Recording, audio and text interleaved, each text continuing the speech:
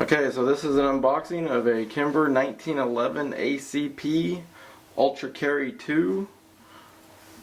Comes in a nice little plastic locking case.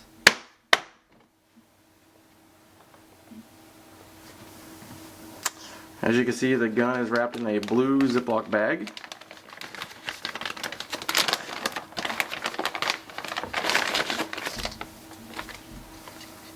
It's got a little tag attached to it and the barrel guard.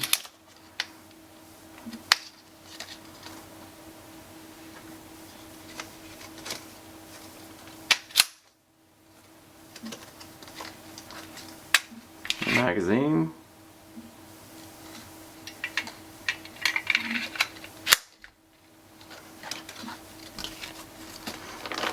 Okay, comes with the operations manual.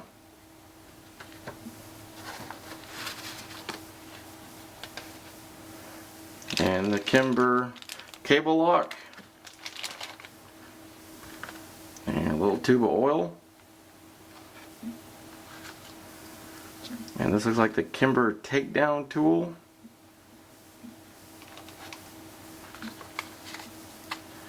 A cleaning procedure and an NRA booklet and a Kimber catalog. And that's it.